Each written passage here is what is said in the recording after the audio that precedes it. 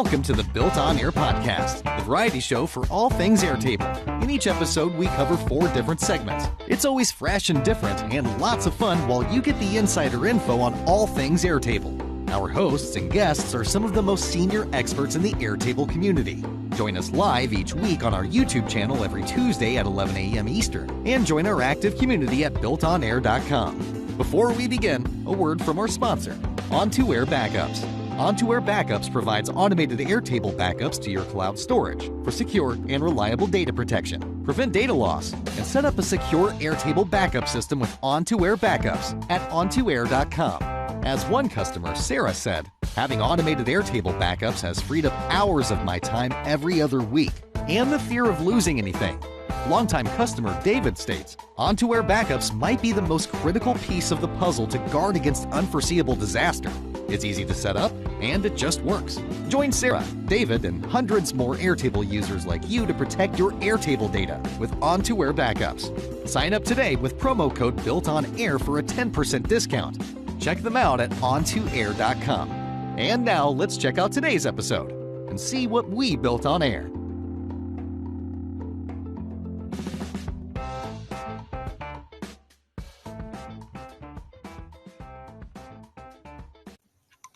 Welcome back to the BuiltOnAir podcast, season 16, final episode of the season and the year, episode 8. Good to be with you, Dan Fellers. We got Kamille Parks and Scott Rose back with us. Welcome back. Thank you. Happy Thanksgiving week. Yes, busy week here in the States. So we will go through. I'll go through what we're going to be talking about today. We always do an hour-long show, keep you up to date on everything Airtable. We'll walk through all the communities. We'll walk through all the communities first of what people are talking about, new features, updates. Then we'll give a shout out to our sponsor, On2Air. And then we're going to go through, today we're going to do all apps. So we're going to do 3 different apps. Scott's going to walk through SimpleTexting using Make and Airtable. Then Camille's going to walk through her own app called Master Calendar and some updates that are coming out there. And then a quick shout out to join our community. And then finally, I'm going to walk through another app called Tab Graph and talk through a couple different ways to visualize your data. So with that, we've got a couple updates from the Airtable world. First one is a new announcement, AI related, and AI is a very hot topic this week. We'll talk a little bit about that. So anyways, they announced that you can now there's now an action within the automation section to perform AI tasks. I believe you have to have the beta for the AI. Yeah. So everyone who's in the AI beta can use this now. And so you just set it up like an action, just like an update or run script action, and you can just pre-fill it. And I think in a future episode, we'll do a segment on this. Somebody I'm sure will. So we'll walk through the details of this, but it's pretty basic. I played with it. Pretty simple to set up. So any thoughts on this feature? I'm not in the beta, so I haven't been able to use this. Well, yeah. Well, you know what's interesting? I signed up for the beta and I don't have it on my end. Really? Yeah. This post is from the 16th of November, so I would expect you would have it by now if it was like launching on that date. I'll email I don't know. Thread, or I'll post in that thread and say, hey, I haven't received it yet. Is the beta like account wide or is it for specific bases? Specific bases. Okay. So maybe double check whatever base you were testing the AI field in. And if it's not there, I'm sure you could reach out and say, hey, I'm in this beta and it might be workspace level, I think. That makes sense to me. Interesting. Yeah, I'd like to see it. I'd like to play with it and see what it's like. Dan, you said you did play with it a little bit? Yeah, I played with it, and it works. It works as expected. You just basically you can insert your own variables. It's still at the record level. And then you just save the output of the API request to ChatGPT, and it saves it into a field. Well, actually, it doesn't even save it into a field. It's the output of that action. And then if you want to save that, then you have to set up an update record to save the output. Right. Were you able to test if it works as expected in a repeating action group? I did not test in a repeating action group. Well, that might be like a way to, you might be able to fire it on like a whole view or 100 records in a view. And then, put this in the repeating action step and do multiple at once. But yeah, it seems like it'd be helpful. I just haven't been able to use it myself. Yeah. So yeah, we'll do a segment on it in the future and keep you up to date. But yeah, so Scott, are you saying you have access to the other AI stuff, or they haven't given it anything? No, I don't think I have access to any of the AI stuff. No. And I got to look in my enterprise workspaces to double check that, because if it's workspace dependent, then I'll have to do some more digging, but I haven't seen any of the AI features pop up for me yet. Yeah. I am now wondering if maybe there was like a cutoff point where they were like accepting signups up into a particular date and then just like cut it off. I don't know. Maybe that's what happened, but wouldn't hurt to reach out, because surely they know you by now. For good or bad. Totally. I'll reach out. I'll see, so I can get in on this. Get in on the fun action. Yeah. If you're on the Facebook community, they talk a lot about it over there. Anyways, this is a good segue into if you're involved at all in the tech world, you've likely heard about major drama at OpenAI, the company behind ChatGPT. Major shakeups. It's still not fully resolved. The board relieved the CEO of all duty, and then he got hired by Microsoft along with the other co-founder, and there's a lot of drama there. And the reason I bring it up is because how it impacts Airtable is currently only supporting ChatGPT as an AI engine. And so it could be as possible, like almost like 90% of the employees at OpenAI said that they would leave unless the board left and got a new board. And so OpenAI and ChatGPT may not exist in a week. This is tons of drama. Yeah, it's crazy. And so that could impact Airtable if that stabilizes. So at some point, Airtable is going to have to support more engines, more endpoints for its AI. So as George R.R. Martin continues to, delay the release of the final Game of Thrones books, we can instead look towards the world of AI. And by the way, does this not tie in directly to what Kamille said last week on the show, where she's like, I'm sort of just taking I'm just a wait and see approach to what happens with the whole AI stuff. Yeah. Chaos is a ladder. Yeah. I've learned. Yeah. There'd be less drama if the AI engines were in charge. We say that now. That's how Skynet happened. That is hilarious. That's true. So anyway, it's all over X, Twitter, everywhere. So it's a lot of drama to stay on top of what the latest is. But it does impact Airtable, especially as they're working through their AI strategy. All right. Speaking of AI, there's a couple other. Actually, I've got a couple here. These are coming from Reddit. Really good article. So I think we mentioned this before. And this actually apparently the whole reason of outing the CEO at OpenAI is not fully public. They said that he wasn't being honest. That's what they said in their press release. But they didn't give any specifics. But there is speculation that it revolves around him moving too fast. Especially, they just released their custom GPT feature where anybody could kind of build their own AI engine that you could use. And so on the heels of that, Kevin Cole, shout out to him, wrote a really good in-depth article on how you would use that new functionality directly with Airtable and build an AI that can speak to the Airtable AI and communicate with Airtable. So this is pretty cool if you want to play with that new feature. I heard that they had to shut it down. I didn't sign up in time to get access to it, and they got just so much interest in it. They've had to shut down giving people access to it. So you probably can't sign up for building your own, but you can use others that have built one.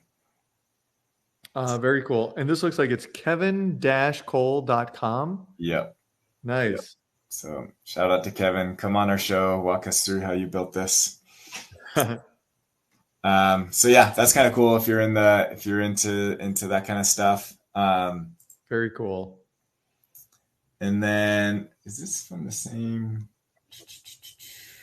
center? Let me see. No, this is a different. So here is a similar approach to somebody that built it, and then they made it available for people to use. So the other one's more a tutorial on how to build one yourself. This is somebody actually sharing it. However, you have to be a paid subscriber to ChatGPT. So you have to sign up to get access to these custom ones. And so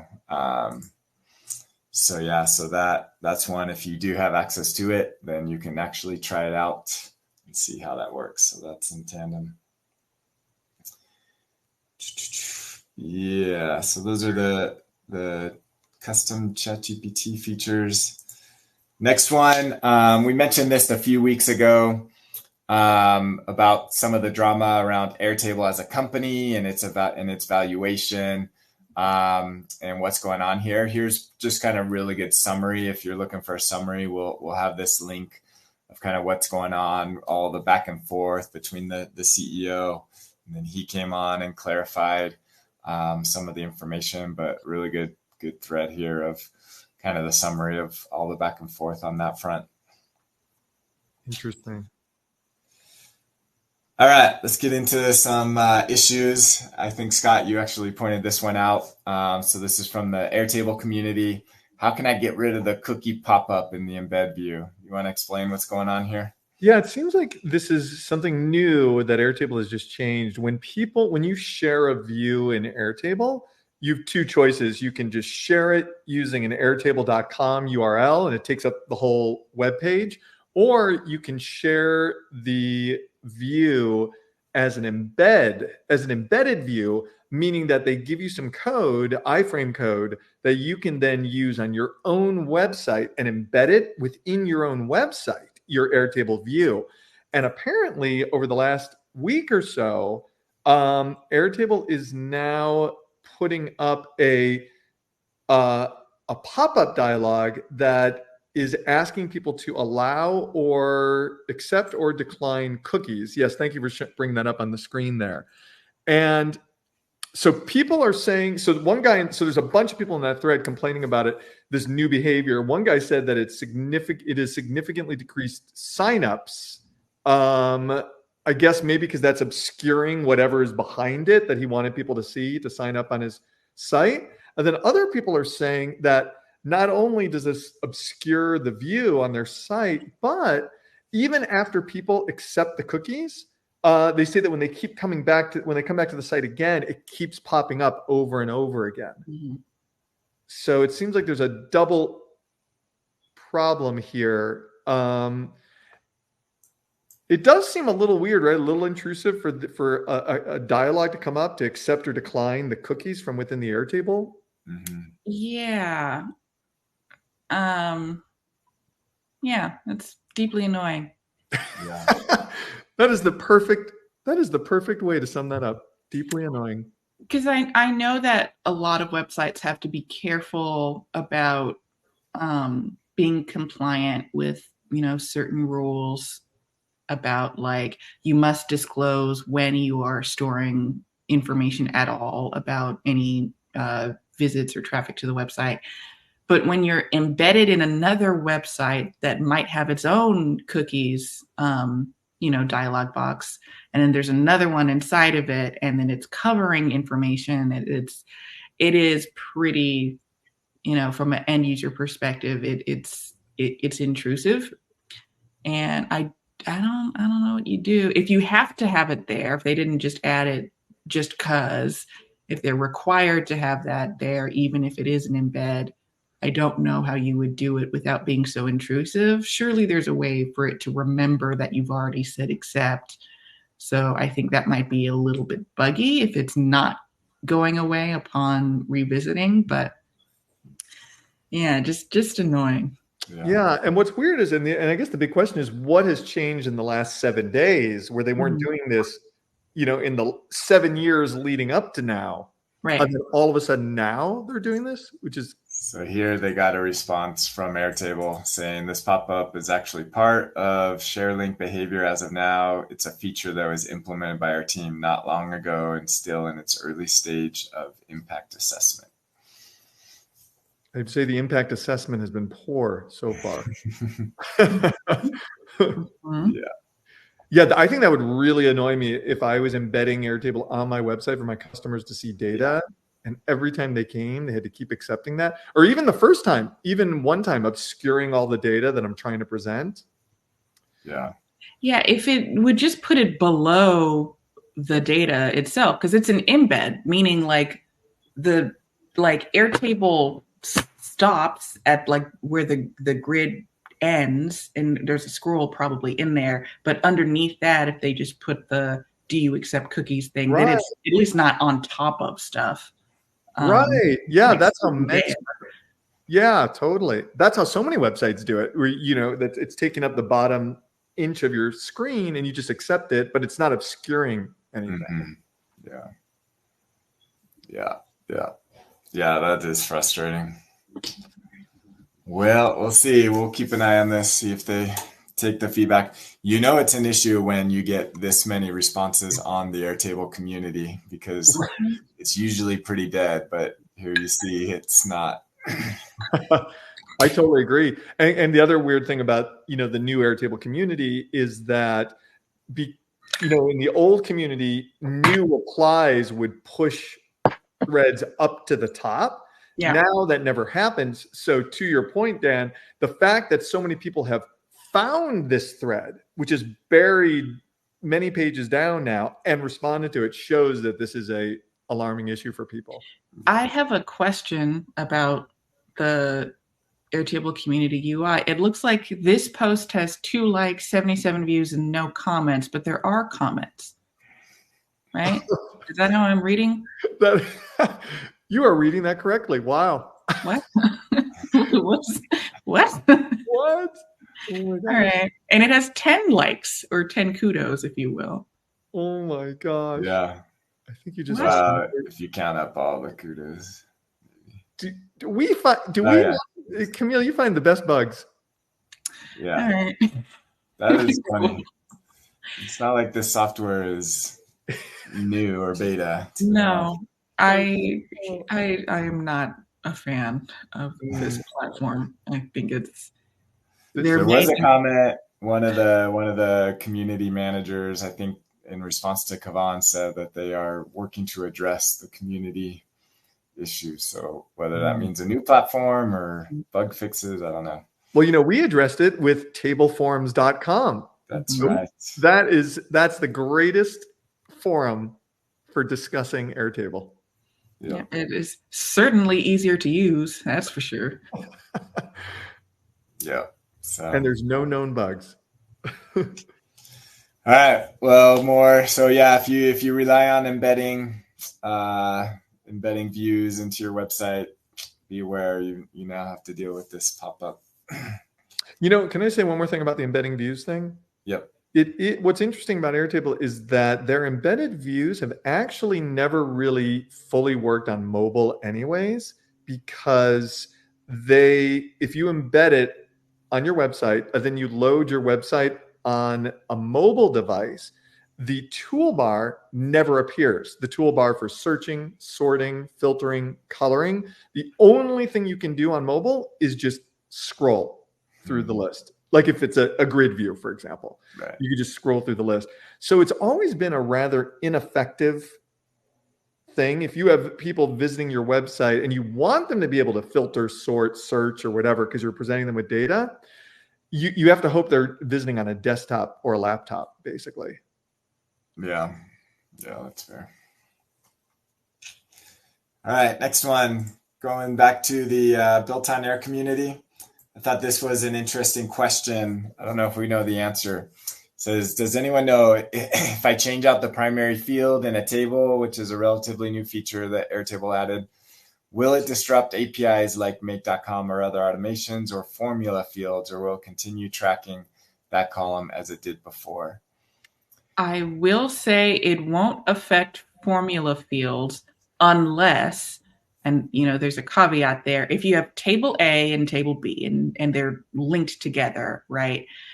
If you change the primary field in table A to something else, and there's a formula in table B that references that linked field, its values are going to change, right? Because the name of your record is now different, but the formula will be intact, if that makes sense. It's not going to throw an error, but you've named your records differently, right? So all the outputs of your formulas are therefore going to be different. So in that regard, it's going to work, but you should be aware that multiple things might change. I haven't tested, but you might also want to double check. That might affect last modified times for formulas.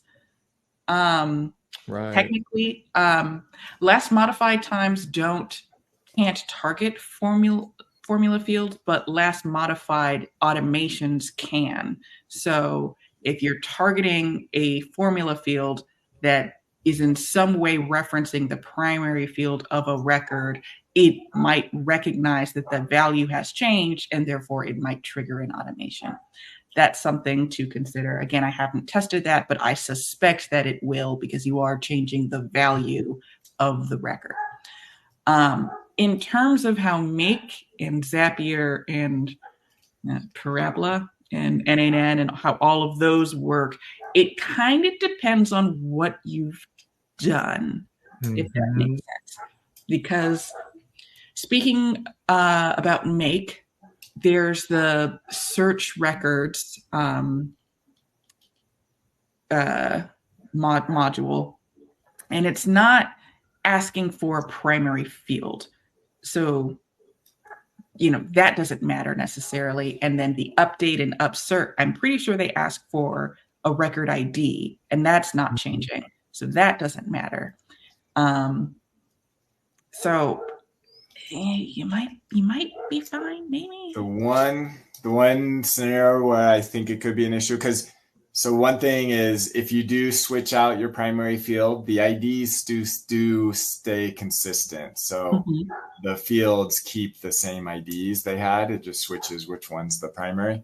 Yeah. The one scenario where it could mess things up is if you're using linked records and you're inserting the name of the linked record, you now need to use the value of the new primary field. Yes. For that. So that is a scenario where you need to update the value you're inserting for the linked record field. Great call out. Right. Yeah. You're talking about like in Make, Dan? Or you're talking about anything? Anything, yeah. Yeah. Anything API, I guess. Right. That's a really good point. Yep. And and Make does have that feature where you can tell Make to only use field IDs for things. And so if you've turned on that option in your scenario, then it would be pointing to the wrong field then, basically. If you were, well, actually, no, it wouldn't be, right? Because they're keeping their field IDs. So you'd probably still be expecting it. Yeah, I think there would probably be minimal disruption, except for what you were saying, Dan. Yeah, I do think that might be the one piece that is likely. It's definitely consistent for Make and Zapier and all of the other like integration hubs. If you were counting on that same scenario, table A and table B are linked, and you are creating or modifying a record in table B, including the linked record relationship to table A, and you're inserting the name of the record, you want to make sure that your automation is now inserting the correct name of the record because you've switched what the name is. So you need to point it to whatever the other field is. Right, right. That's such a good point because I bet a lot of people are doing that. Mm-hmm. Yeah. Yeah, great point. Yeah, there's and more. That does apply to Airtable automations as well. If you're not linking explicitly by record IDs, you're doing record name everywhere, just every automation you have, I guess, just double check. So yeah, be cautious of that. All right, next one. This is a new feature that apparently Meredith found, this clear data option. So if you click on the drop down of a table, they now added this clear data right above delete table. And so we tried to figure out what it actually means. And it basically means delete the record, all the records in that table, but not delete the table itself, the structure. It's interesting because it doesn't come up too often. Although I think a good use case scenario would be if you're duplicating your base because you want to make like an archive of your old data, and then you want to start all over again with fresh data in one of the two bases. You could just clear out the table. Yeah. So that's interesting. Let me double check, see if it's here. I don't really know. Yeah, there it is. It doesn't come up that often though, so I don't know. And it will have the dialog box, right? That's what we saw in that screenshot. Yeah. Like, are you sure you want to do you that? could easily just click the checkbox here. Like it's 2 steps to delete all records. Yeah. It is like you have to have a grid view. Airtable won't let you not have a grid view, but you can't do that in like if you're looking at a calendar or a gallery or something. But if you have like thousands of records, sometimes Airtable is really slow with the select all thing. So I'm wondering if this is just more, it's prepared for mass deletions, if that makes sense. Yeah. Right. It feels conditionally useful, but to your point, Scott, I don't think it's going to come up very often in most people's experience with Airtable. It's going to be like, once in a blue moon, you'll need to clear everything out of a particular table. Yeah. It seemed like at first when I first learned about this, it seemed slightly alarming that like, oh my gosh, someone could accidentally clear all the data. But then I realized, well, right underneath it is delete table. So either one of those could be potentially alarming. And so I guess that as long as people don't accidentally choose those two, you're fine. So yeah, Carlson says maybe it makes your data less confusing and it clears it up. It's like an AI feature. That would be clarify data. It's the newest AI feature. That's right. But they spelled it wrong because it has to be clarify. Yeah. Cleared up. All right, next one. This is just discussion on the new AI automation feature. If you want to see feedback of what people are saying about it. And it does support, I guess one thing, it supports version 3.5 as well as GPT version 4, ChatGPT version 4. So that's that. Okay, here's another one. Ben Green points out that they now, on an automation, you can actually see, let's see. Number of runs per month. The number of runs per month, or that have happened this month right there.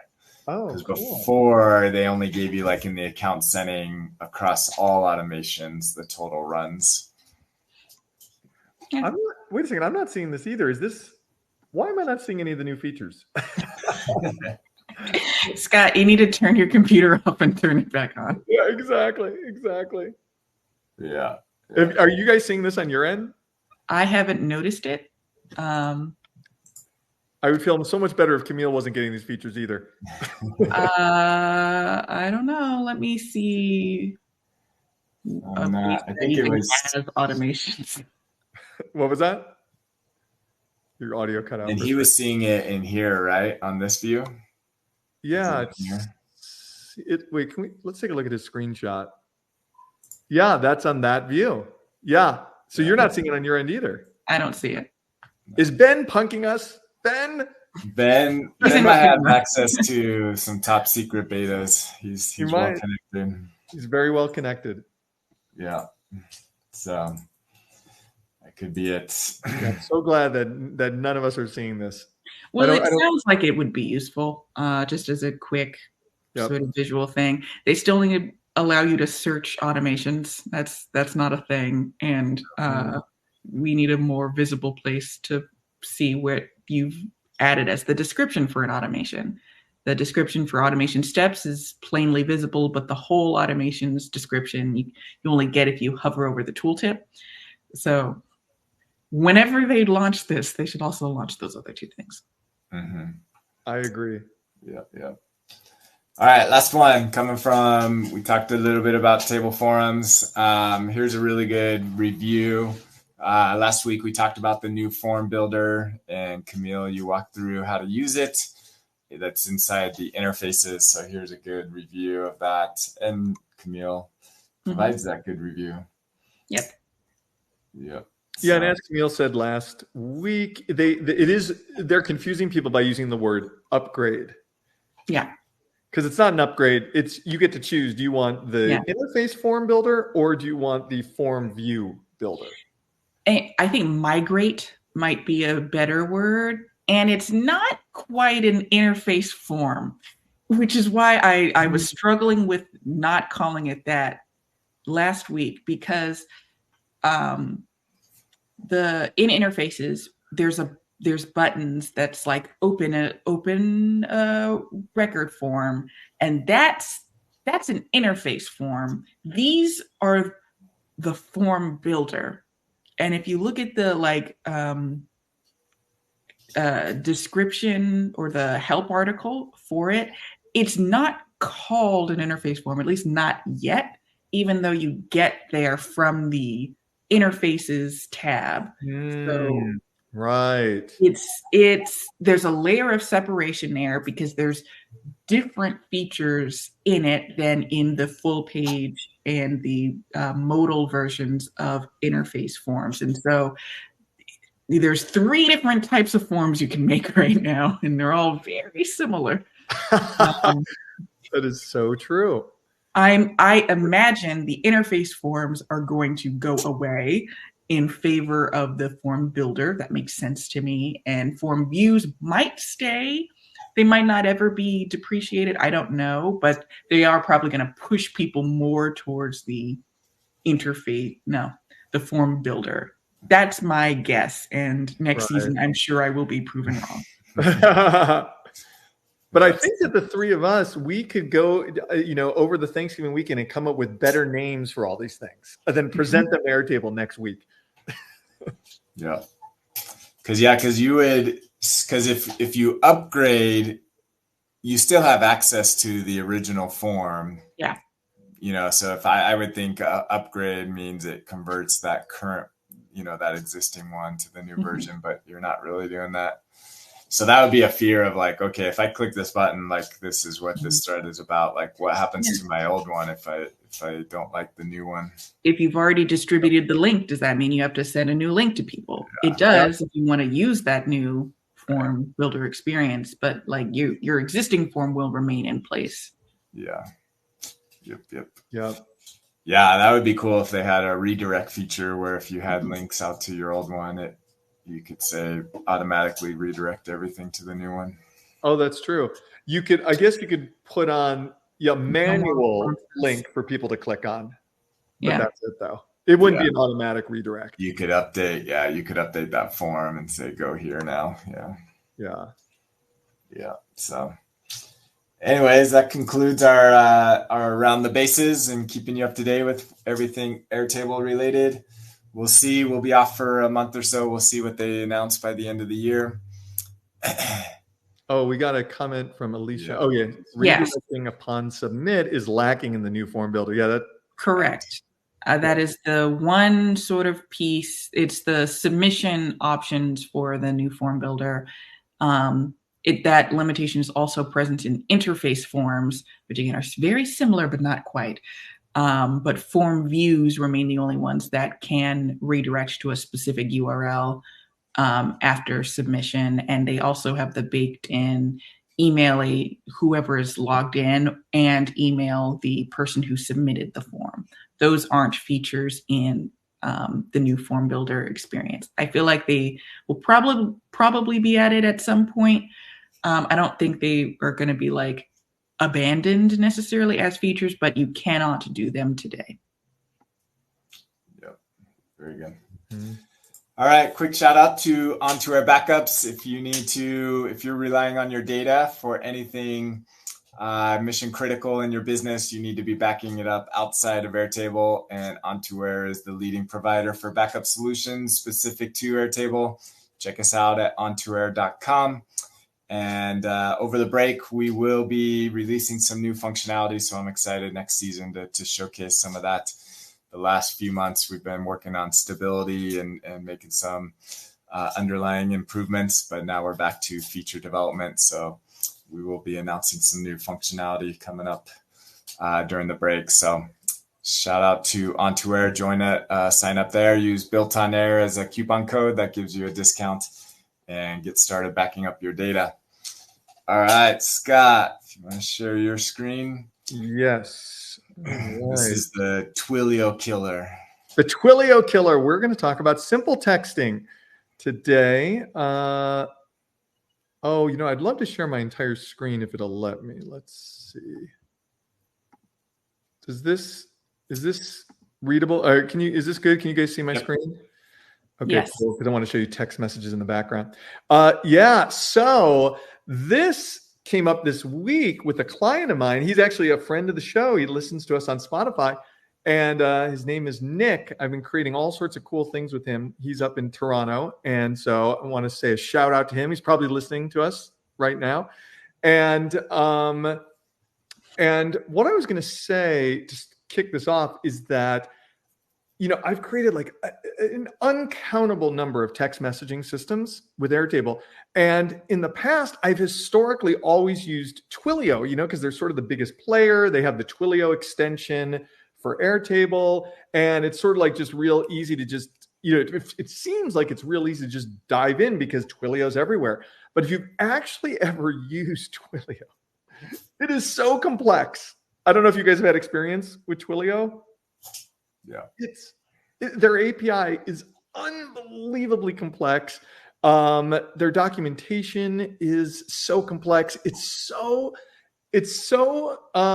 difficult. And when Nick came to me a couple of weeks ago and said that he wanted to do a text messaging system, I took it as an opportunity to say, you know what? I think it's time for us to start exploring other text messaging platforms. So we looked at a bunch of different text messaging platforms together, and we discovered SimpleTexting, and it lives up to its name. It is so simple, you would not believe it. It's such a breeze compared to Twilio. So I know that I actually, on this podcast, I actually showed a Twilio text messaging solution back in 2021. So here we are 2 years later, and I'm going to show you a SimpleTexting solution. So one cool thing that I really love about SimpleTexting is that when you log into their website and you have your number, they actually give you an interface here where you can send and receive text messages right here, right from their website. So you actually can do everything right here. You don't even need like a front-end database like Airtable or Make or anything, to actually control it. It can all be done here. And it just groups all your text messages together based on the person that you're communicating with. And there was one other thing I was going to say, but I forgot. I'll probably remember in a moment. But anyways, let's go into our Airtable base here for a moment. Now, today I'm going to show you how you can use an Airtable interface or an Airtable grid view to send and receive messages with people, with your customers, for example. But just so you know, what I'm doing with Nick, we're doing something completely different with him. We're doing a completely automated text messaging system for him. Once a day, his system is sending out text messages to all the employees that are on the schedule that day to make sure that they have taken that their supervisors have given them their break for the day. And so at a certain time of the day, everyone that's on the schedule gets an automated text message, and they reply with either 1 or 2, whether they've gotten their break or not. And if they say 2, they haven't gotten their break, then the supervisor will get a text message letting them know that this employee needs to take their break. And it's all automated, and it's powered by Airtable and Make. But I thought that might not be as fun to show because there's really no human interaction with that. It's really just the text messaging table in Airtable. It just keeps showing what's happening throughout the day. The text messages just keep loading. You see the responses, and it goes from there. So I thought it would be more fun to show you more of an interactive demo where the humans are involved. So what I've got here is I've got our flower order database, and we've got our list of customers here. And then we've also got a text messaging tab. And each text message is linked to a particular customer. So we have one customer here, and it's grouped by customer, and you could see the chain of text messages that have come in so far. And if we look at this from an interface point of view, this is where it looks even nicer, because what you can do is you can click on one of your customers here on the left, and then right over here, you can have the whole chain of text messages going right here. So if I want to send a new message to this customer, and by the way, I'm on the demo version of SimpleText, so I think I can only send to my own phone number. I'm on the free plan right now, so I'm going to just send this to myself. And so right here from the interface, you can click, or let me go back and show you what I clicked on. I clicked on Add Message right here. And the customer is already pre-selected for me because I'm on this customer. And I'm just going to say hello and thank you for watching the show. And then if I want, I can also attach images as well. So on my desktop, I have a whole bunch of images. Oh, I don't have the dog images out, but I have cat images here. And I'm going to upload this. So you can send MMS messages as well. And I'm going to say create. And then that will show up in a moment. Now, it hasn't shown up here yet because it hasn't yet been processed by SimpleTexting and Make.com, which is in the background doing this whole thing. But there it is. It now came into Airtable. This actually means that it was successfully sent by SimpleTexting. And it shows me that this is an outgoing message. Here's the date and the time. Here's the message. And here's the media. And then, I could just click in on this and, oh, you know what? I didn't actually put the media here on the screen, but you could just add that there, then see it. Then here in the background is my text messaging app. And so you can see that I got the photo and I got the message, and it's adding the word SimpleTexting here because I'm on the free plan. But of course, once you start paying for it, that disappears. So there it is. It says, hello, and thank you for watching the show. And then in reply, I can respond and I could say, you are welcome. Take a look at my pretty cat. And I will put in another cat photo here. For all you dog lovers, the next demo I do, it'll be all dog photos for you. So I just sent that. And then in a moment, after SimpleText processes this and it gets sent, it should only be a couple seconds. Then it'll show up here as an incoming text message.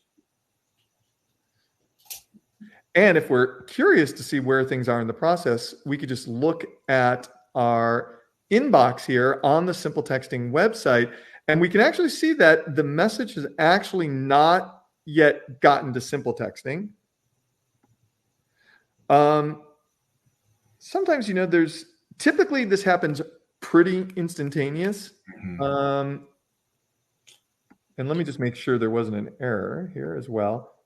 So as we're sort of talking through Because like sending a text message back and forth, I'm sure in the back end of it all, it's going to be pretty similar between what Twilio is doing behind the scenes and what SimpleTexting is doing behind the scenes. But you mentioned that working with SimpleTexting is so much easier than Twilio. What about this is easier to manage in SimpleTexting? Because I'm sure like they both have a predefined make module, but like what about its connecting points is easier to work with? Yeah, it's a great question. And you are right that make, because I'm going to show you sort of the underpinnings of this in a moment. And by the way, you could see that message did actually come in here, although it didn't download the. That might be an Airtable thing. It might be an Airtable. Okay, cool. It's a long-standing Airtable bug. Oh, okay. Yeah, you can see I did all these tests earlier today, and you can see that it was processing the images properly. So maybe that'll come in a little bit. But to answer your question, you are correct that if you go to make.com and you look at all the apps they support, they do have, native support for Twilio, and they also have native support for SimpleTexting. And I think that what some of the complexity comes in with the way that Twilio handles a lot of the different things that could come up. Like, for example, I'm trying to think of some great examples here. A lot of it has to do with the downloading of the media, which Twilio makes a lot more difficult through their API, and you have to jump through a lot of hoops to do that. There's also, even before you get to the automation part, Twilio makes you go through a very confusing process to register the numbers. If you do have you have to register your text messaging numbers, and it's a very lengthy process that takes multiple days, and it's not clear how to do it on their website. So just the setup process can take you many days with Twilio. And with SimpleTexting, it's almost immediate. You get your number immediately, and you could start text messaging within a few minutes. Going back to the API stuff, it can be very challenging to communicate with Twilio when you're trying to download messages that have already been sent in the past, because you want to see what their current status is. And that's sort of one key difference that I've noticed between SimpleTexting and Twilio, where Twilio will report back to you that the message was sent, but it may not have actually been successfully sent yet. It actually may have bounced back to you. And I've noticed that with SimpleTexting, they don't do that. They don't report back to you that the message was sent unless it was successfully sent. And so in my personal experience, it's lots of little baby things, little tiny things that add up and make it a much more complex process.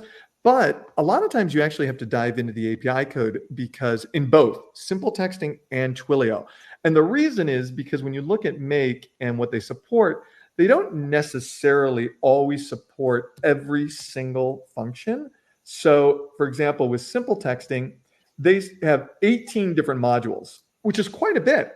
But what they don't have, let me just make sure I'm saying this correctly. Yep. What they don't have is the get a media function, where you can actually download the images. Wait, where did this go? Here it is.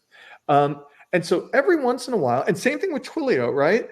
Where Make might have access to some of the things that are pre-built in, but then there's a couple of specialized things or a couple of extra things you might want to do where you need to start diving into the API itself, and you have to make a custom API call. And if you compare the API documentation of SimpleTexting to Twilio, this is where it really lives up to the name SimpleTexting, because you can see everything is just clearly laid out here, very, very simply. It's very, very easy to read the API. It's very easy to use the API. And when you go to Twilio, you can really, really get lost in the jungle. Even just something as simple as setting up webhooks in Twilio, if you've ever done that before, it's really, really difficult to even find on their website where you go to configure the webhooks for receiving incoming messages. And it is so simple in SimpleTexting. It's just right here on the integrations page. You just go right here, and here you go. Here's your webhooks. You just set them up right here. It was like 2 clicks away. And you could be scrambling all through the Twilio website for 10, 15 minutes. So I feel like in general, it feels like the people who created SimpleTexting, and apparently this has been out for a really long time. I just didn't know about it. This has been out for years and years and years. It feels like they've made everything much cleaner, clearer, and I really do think they're trying to live up to that name, SimpleTexting. Yeah. Do you want me to show you briefly how it works behind the scenes or no? Yeah, real quick. Real quick, this is the incoming text. By the way, this shows you how easy it is. Yeah. If you were to do this in Twilio and you were processing media, for example, you would need a lot more modules than this. But right here, you just watch for incoming messages. And then I add in this search records here because the phone number that comes in from SimpleTexting, you want to be able to link it to a customer in Airtable. So you just search for the right contact in Airtable, and then you create the new record in Airtable with whatever values you want. And that's it. It's just 3 simple modules. Same thing with the outgoing text. It's just as easy. And hopefully it'll load. If not, you can imagine how easy this is. I'm sure it's just as simple. Yeah, it's just as simple. So you're using an Airtable automation to send a webhook post. That is correct. Yeah, that's what I'm doing. And you could do it, a bunch of different ways as well. Like, of course, you could write your own JavaScript calls directly to SimpleText. Like, you don't need to, get make involved. I always like using make for everything because it's so easy. But yes, I have an Airtable automation that triggers this webhook right here. And then I just download all the information from that record into make. I could also just send all the information directly into the webhook, but I like just sending the record ID and then downloading the whole record right here. And then that's it. And then you just send it to SimpleTexting. You just put in the customer's phone number, any media that they've attached, and the message. And that's it. And then after it sends, you always get an ID code. So you'll always get an ID whether the message was sent or received. So I like to go back into Airtable and update that. So if I show the message ID, this will let me know the message ID in case I ever need to re-download that message from SimpleTexting. Or if I need to troubleshoot and say, hey, why didn't this media item come in? I might have done something wrong in the code or something like that. So I like to store the message ID. And then one other thing, if they do want to send a message right from the grid view, what I like to do is I like to create a little action button here. This is not a button, but a drop-down single select field. Thank you. I'm already forgetting my terms.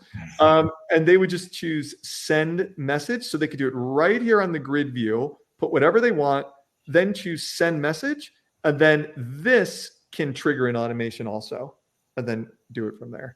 So that's sort of a brief overview of SimpleTexting. You could literally be up and running with it in about 15 minutes, probably. Yeah. So I'm going to stop sharing. Very cool. So I'm super excited about it. Yeah, no, that's cool. I'm going to check it out as well. That's awesome. Very cool. All right, Kamille, we'll wrap up with yours. So take your time, walk us through master calendar and what we got coming.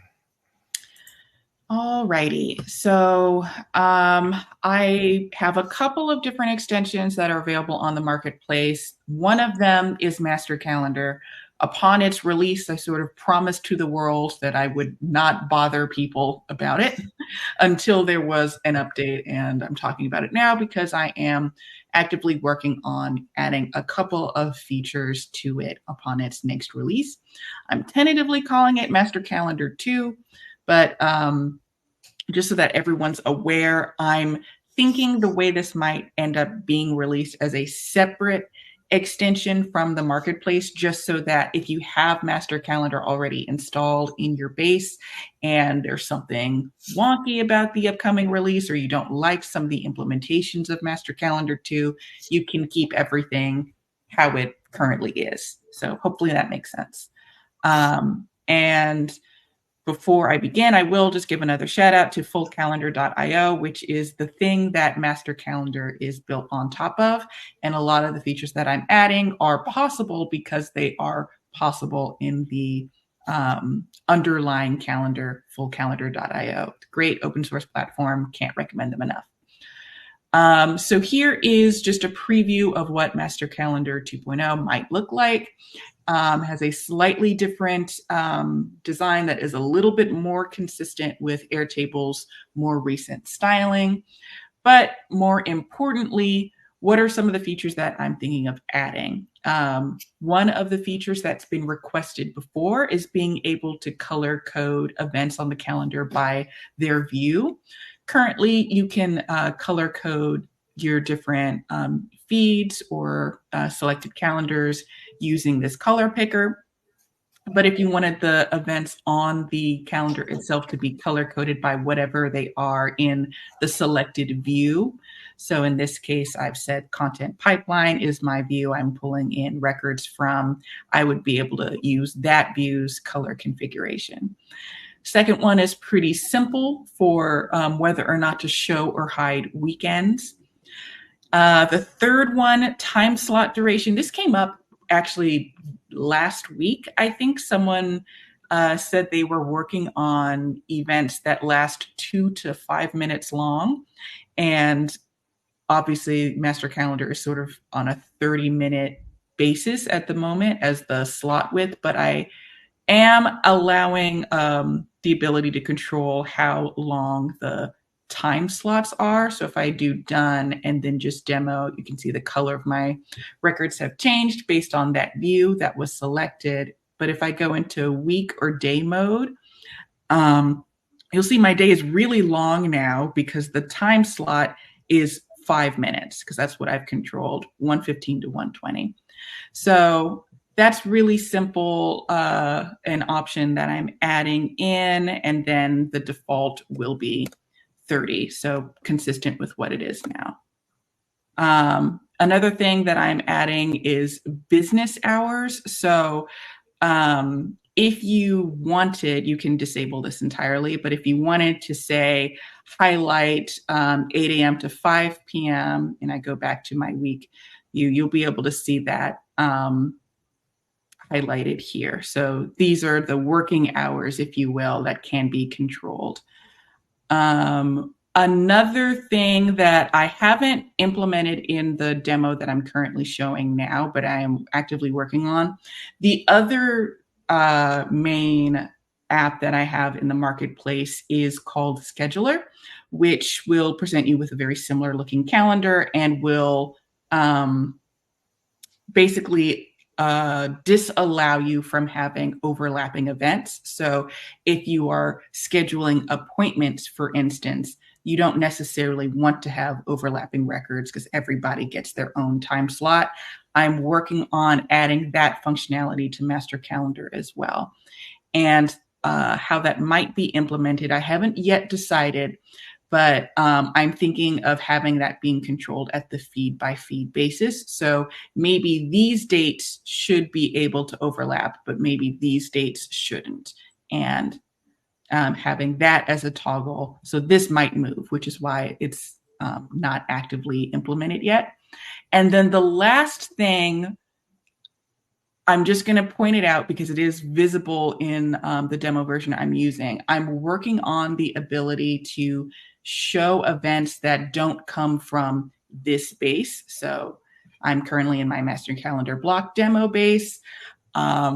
But the idea of this implementation is the ability for you to insert an iCal subscription link and have those appear on the calendar.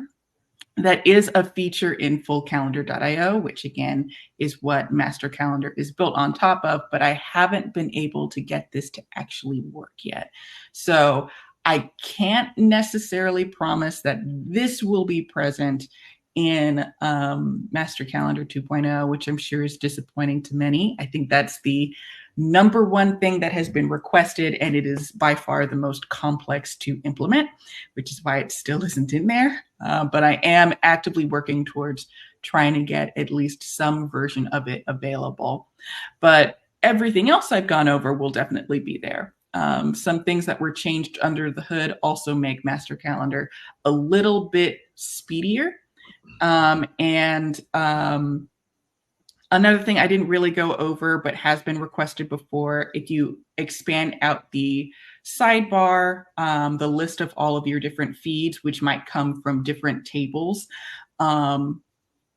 across your base, the ability to sort of conditionally or quickly like toggle these on and off rather than deleting the whole feed. So there'll probably be a checkbox of some sort up at the top, or an implementation similar to how Airtable has this sort of drop down and you would select these on or off.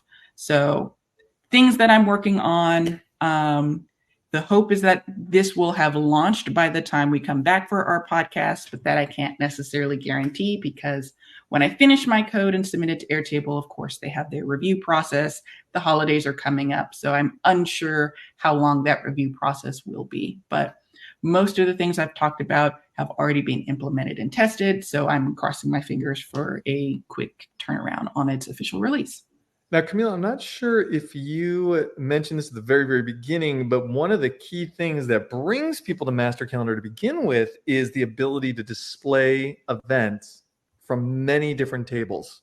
Yes. So thank you, Scott. You advertise better and more often for Master Calendar than I do. So the whole point of Master Calendar is I'm pulling in multiple different date fields from the same table, and they happen to be from the same view. But the more important piece is I can pull in things from a completely different table and a completely different view, of course, and then give them a name that's not necessarily the primary field, and then have my calendar now load in records from 3 different sources. So, and then just as a note, you'll see that this is coming in gray, but the feed color is this sort of teal, and that's because I have color by view turned on. If I go back to color by feed, you can see that's already updated and working. But yes, the whole point of Master Calendar is to show multiple different tables on one calendar based on whatever start and end dates that you give it. And the hope is that in the future, we'll be able to do iCal subscription links as well. Again, I haven't quite cracked the code on getting that to be enabled, but I am cautiously optimistic. We will see. If it's not available, I will make that abundantly clear. As a matter of transparency, if you already have a subscription, you will just sort of get all of these features. There will be no price increase at all whatsoever. Also, in the spirit of Scheduler, which is what the prevent or allow event overlapping is going to be inspired by, Scheduler is an open source extension. So this feature will be available whether or not you have a subscription for Master Calendar. You'll be able to basically replace the Scheduler extension with Master Calendar if you so choose. Very cool. And that's your extension, the Scheduler? Yes. So that's the other one, just called Scheduler. Yeah. So this one could also use an update, but the most, because all of it can be housed inside of Master Calendar, that's why I'm kind of leaning more towards you just moving it over. Just use this. Yeah. Yeah, awesome. This is one of the most beautiful apps in the marketplace. I think. Yep. Thank you. This is very difficult. I just want to say a very, very, very difficult thing to build. And I'm very thankful for everyone who's given it a try over the years since its release, and given me a lot of great feedback on how it can be improved, including everything that I've basically gone over here.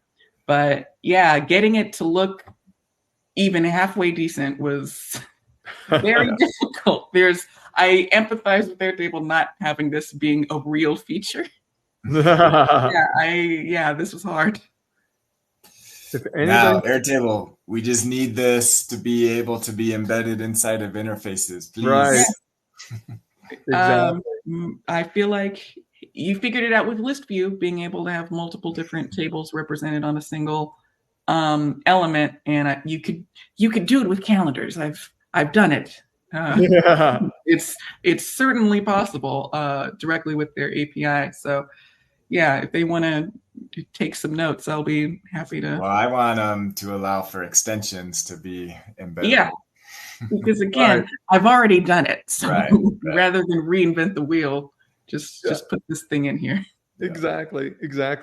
And if you're watching and you haven't already figured it out, if you're doing anything with calendaring in Airtable, you got to be using this extension, Master Calendar by Kamille. Thanks, like a little commercial there. All right, I promise to not talk about Master Calendar again until it's officially released.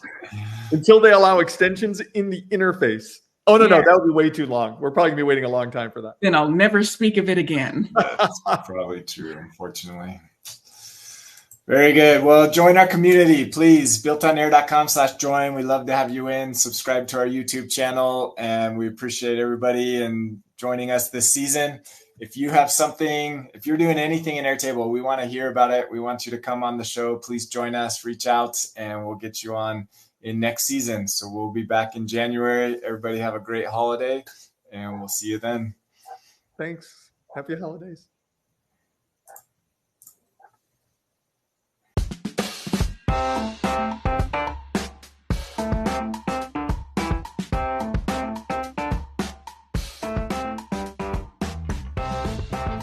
Thank you for joining today's episode. We hope you enjoyed it.